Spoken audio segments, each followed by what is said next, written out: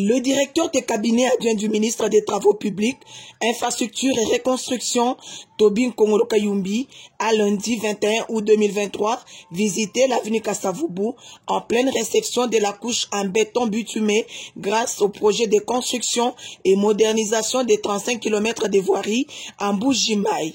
Sur place, Tobi Kongolo Kayumbi, accompagné Trésor Kachala, directeur provincial de l'OVD, Kasaï Oriental, a eu des amples explications sur le déroulement des travaux. Après la visite, le DIRCABA du ministre des ITPR s'est exprimé en ces termes. Comme je l'avais dit au lancement de travaux de 14 km avec l'entreprise GMC, et nous, en tant que fils et filles de cette province, nous avons cette responsabilité de jouer notre rôle, contrôle citoyen. C'est le même rôle que vous pouvez faire, le même rôle que je peux faire. Je suis dans ma province où les routes sont en train d'être construites. Pas seulement en ma qualité de directeur du cabinet agent, du ministère des Infrastructures et de l'Architecture, mais aussi plus comme étant fils de cette province, il est aussi de mon devoir de venir constater et de contrôler et de faire un suivi d'assaillants pour eux aussi. Parlant d'abord de Safremex, parce que c'est sur le chantier Safremex que nous sommes, moi je suis très satisfait de voir l'état d'avancement des travaux. Ils ont un planning vraiment impeccable. Ils ont presque tout ce dont ils ont besoin pour que les routes puissent être construites. La partie d'assainissement qui a été faite aujourd'hui au-delà de 80%, c'est quelque chose vraiment à féliciter. Parce que vous savez, l'assainissement et la période de pluie sont comme chat et chat. Donc ils ont pris des précautions pour que pendant cette période sèche, que nous puissions sortir de la terre et tout ce qui est à voir avec l'assainissement.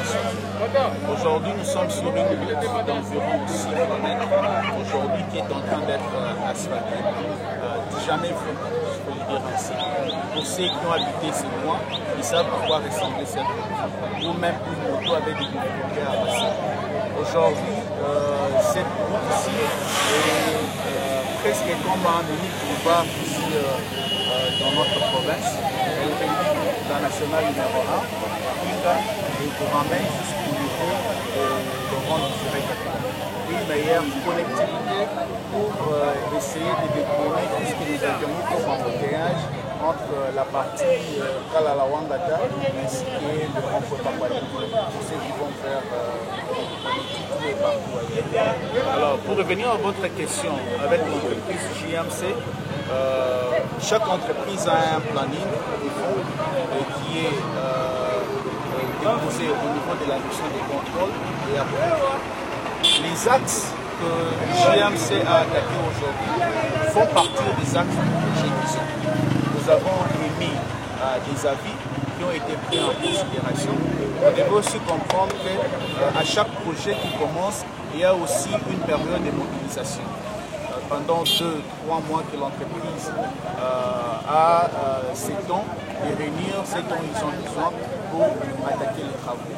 Alors, l'entreprise GMC est pendant cette période-là, mais en même temps, ils travaillent sur les routes où ils ont la facilité de faire tout ce qui n'est pas à voir avec l'assainissement ou l'achat de ciments et autres matériels qui doivent venir pendant la période de mobilisation.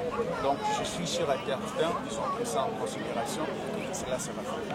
La partie du Pemba, elle est prise aussi en considération.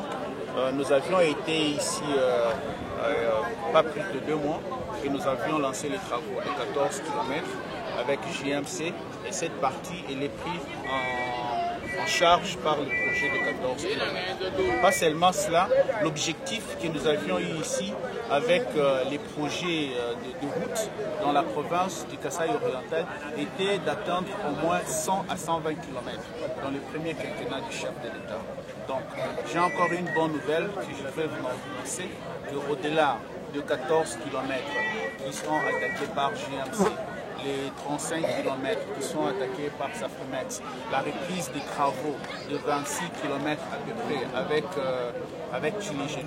Il y a aussi un autre projet que nous sommes en train de consolider pour que Mbuji-Mayi ou les Kasaï orientales dans son ensemble puissent être couverts en moins de 100 km.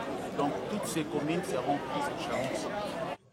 Long des 6 km, l'avenue Kasavubu traverse 4 communes sur les 5 que compte la ville de Mbuji-Mayi. Il s'agit de Dibindi, Mouya, Djoulou et Bipemba. Son asphaltage est une première.